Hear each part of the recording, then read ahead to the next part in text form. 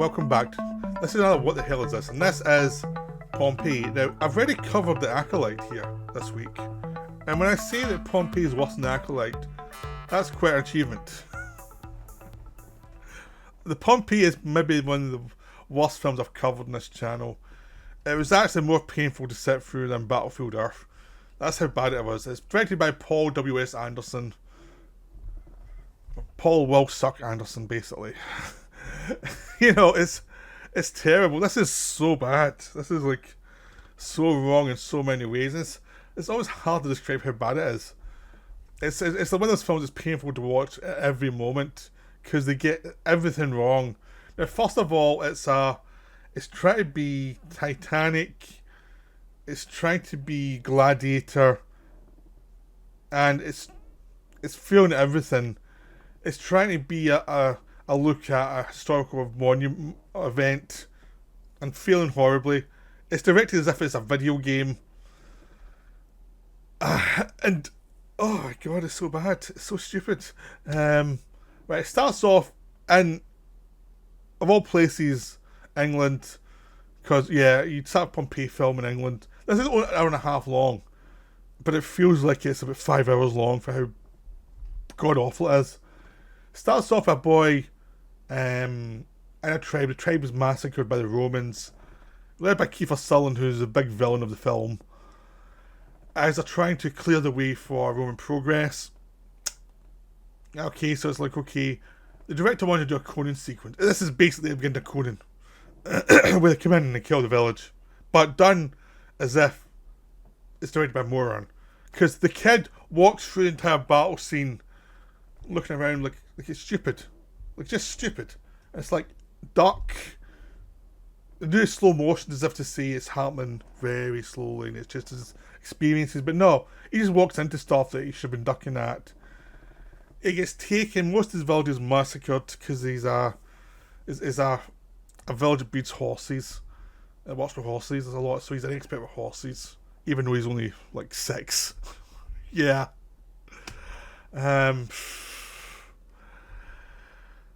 Maybe a bit more, but not much. So then, that comes into play later on. It's astonishing. It's really astonishing. So then he gets caught and he's taken to be a gladiator in an arena in London, or Londonium. So you get a whole scene there showing you ancient London and Chris' awful CGI, where he is in a match with about 5 people and he kills them all instantly. And that's the character development. That's all the character development you're going to get in the film. Oh yeah, now he was a boy and now he's a massive killer. Wow. Astonishing. Amazing. And now he's Kit Harington. You know, the little guy from Game of Thrones, who looks like he could be squashed by everybody, and who cannot say a badass line ever. So they're so impressed by his skills in this one scene, they take him to Pompeii to be a gladiator in the Pompeii arena, and hopefully that'll lead him to the Roman arena at some point. So you see him travelling. So we're like 5 minutes into the film and we've already been to 3 locations. Yeah, maybe 10 minutes into the film. Who knows? It's like, already at this point you know it's like, oh my god, this is bad. Like I haven't seen a comedy directed sequence yet. I've just seen hilariously bad sequences. This is where he meets the love interest of the story, played by Emily Browning, who you feel sorry for because she's obviously a lot better actress than this part, and she looks bored through the most of the film. It's like, can someone just kill me this scene and just let me out of this film? It's that kind of vibe you're getting. She's travelling back from Rome for some reason, and Harrington's in the same travelling group because he's going to be a gladiator in the arena. One of the horses falls from her carriage. One of the horses put her carriage for the fall. He's a horse person. He can deal with it. Yeah, a horse person who was like 6 or 7 when his entire family died. Yeah, just remember that. That's really important. You remember how dumb this is. He claims he could ride a horse before he could walk. Yeah, I mean, Yeah, sure. He kills a horse for her, and from that, love starts. Well, not really. They have enough sense to say that she noticed him there, and that's it. He goes to the Gladiator Arena and is facing off against all these guys who want to kill him because one of the people he killed in the London Arena was a brother of somebody. And already you're thinking, wait, what? The like what? Like someone have a grudge match of someone in a Gladiator Arena killed your brother because he had to. That's a grudge match thing. And also, how would he go from London as well to this place if the only person they were interested in was the accountant? And also, why does he have a posse with him? Why does the entire posse come with him? It's just weird and stupid and doesn't make any sense. But they need villains for the first half of the film. So this becomes a prison movie where Hampton has to survive. He makes friends with the main arena gladiator who has one more fight before he gets freed. Yep. So this is played with a guy from Oz. I can't remember. I'm not going to try and pronounce his name, but he's a really good actor and he deserves a lot better than this film. He's another actor who's like trying his best, but so much you can do with this crap. Then you see, it's hard to try and explain how bad this is. It's like the Acolyte, where it makes so little sense on a narrative level. Trying to explain what's wrong with it is exhausting. Basically, they get taken to the big house to be shown off before the big arena fight next day to the rich people. The rich people include the girl he saw, his love interest, her parents who own the house, and you see Kiefer Sutherland return as the villain who's now come to rule over Pompeii for the Emperor Titus, and who's corrupt and who's been stalking Emily Browning's character in Rome, and he's chased her here, and he's a total sociopath. Now Sutherland has fun with this part, but it's a stupid part. So he's again another actor trying his best in a stupid film. Jared Harris plays the father, Carrie-Anne Moss plays the mother. They're picking up a check, really. They're professional, but they're picking up a check. Everything builds up. Harrington soothes the nerves of another horse, because he's a horse whisperer, of course, and runs off with the horse with his bleeding lady for a little bit and then get caught. It's like, well, why did you go in the first place if it's going to cause trouble for you? I don't know, I just need to do it. He's such an idiot, this character. You want to see him die. You want to see all the characters die in this film. Eventually, Pompeii explodes. The volcano in Pompeii explodes. Even though you have massive build up and people say, oh, it's just a mountain, don't worry about it. Oh, yes. You're having earthquakes all over the place. Oh, it's just the earthquake. Yeah, just the mountain volcano. Ah, that's fine. I mean, they managed to make this sound really stupid repeatedly. I mean, I looked at a film called The Wave a few weeks ago talking about it and saying like how they made all the issues involving the earthquakes and what's going to happen very realistic and it felt natural. This film does the exact opposite. It's like, why aren't they spotting this? This is obvious. So before you have the big thing exploding, you have your Gladiator rip-off where they literally do a scene from Gladiator. This film is nothing if not taken scenes from other films. I mean, everything in the Gladiator stuff is Spartacus mixed with a prison movie. Then when you get to Arena, it's basically a scene from Gladiator where they recreate a big event and it goes different from history because the lead character is well art, as they're trying to suggest, even though it's Kit Harington. And every time he tries to deliver a line that's meant to be impressive or something, it doesn't work. It's like, he's fighting Game of Thrones, but he's just miscast. He is miscast. He does not work in this. This is just, like, why did you cast him in this part, or why not have just a part around him? It's just an example of, it's the director's fault. So, So the volcano goes off, and we have a whole sequence where Emily Brownie's been kidnapped by Kiefer Sutherland. She's been put back to her house, which is near the volcano. Kit Harington has to escape the gladiator arena, go find her, and then bring her back into Pompeii. And it's like, now you'd all be dead. And they do these graphics showing you he doesn't even get a horse. He has to run the whole way and back. And it's like, that would take you forever to run there. And basically managed to run there and run back after he saves her really quickly.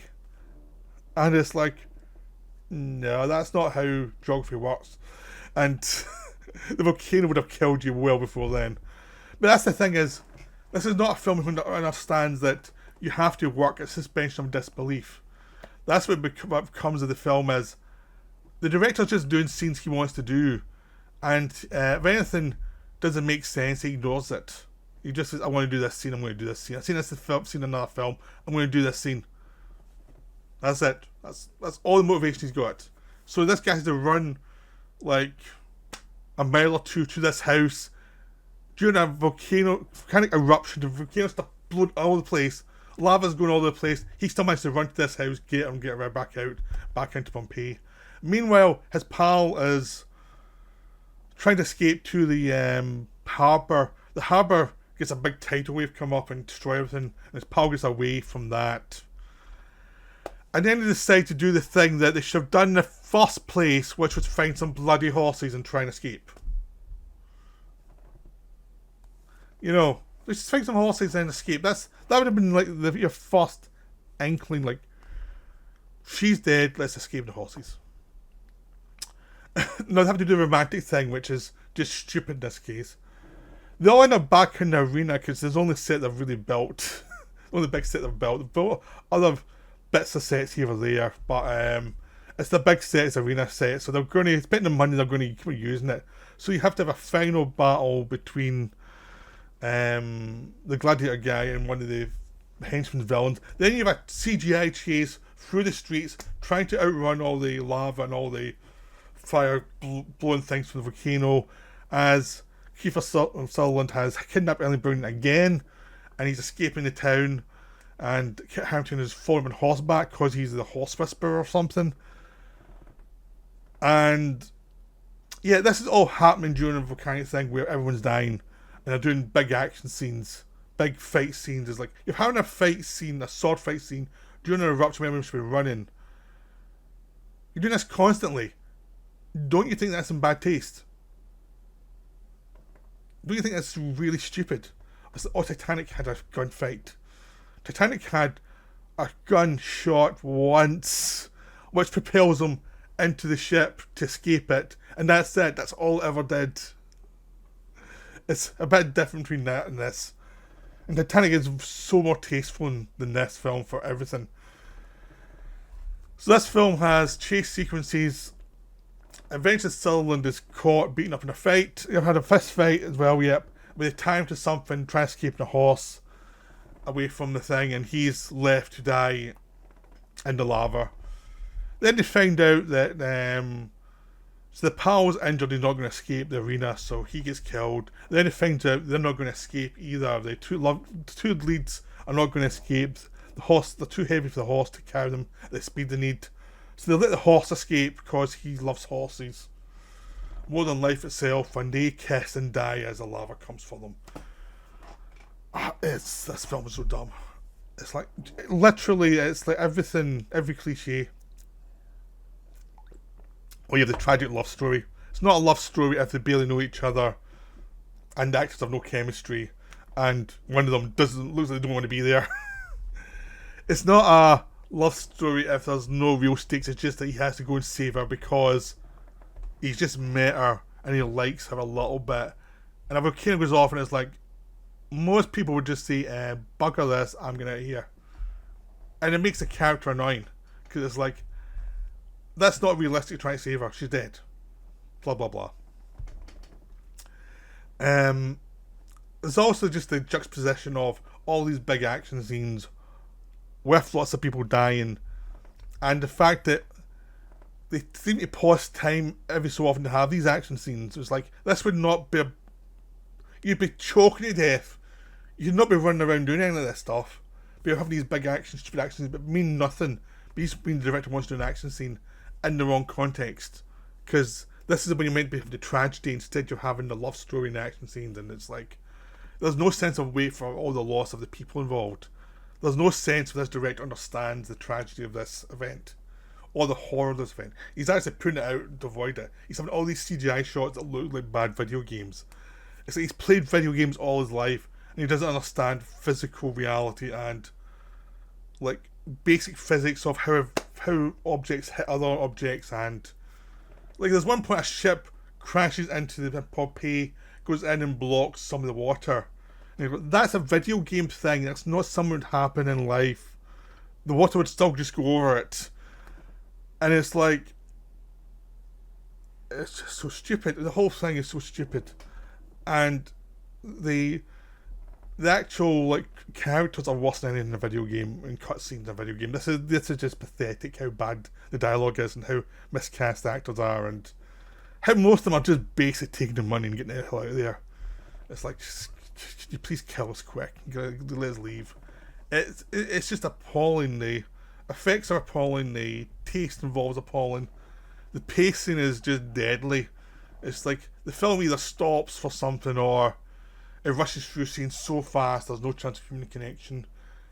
It's like terrible jokes throughout it that are meant to be human and funny, but are just really awful. And stalking, the lead villain's a stalker. He's a Roman general, and it's like, he just had to be a Roman just to be a dick, and that would have been fine. You didn't need to do this. This was just, it meant everyone knew you were just stalling a film because you had only so much money to spend on the effect sequences, so you're going to have him camp it up for like the middle third of the film just to kill some time, because you don't know how to do dialogue scenes, you don't know how to do romantic scenes, you don't know how to do anything for actors.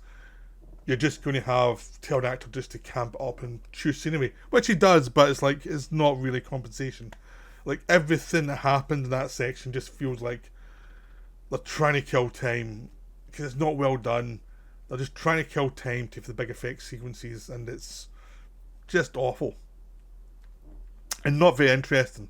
People just behave in ways that are just dull.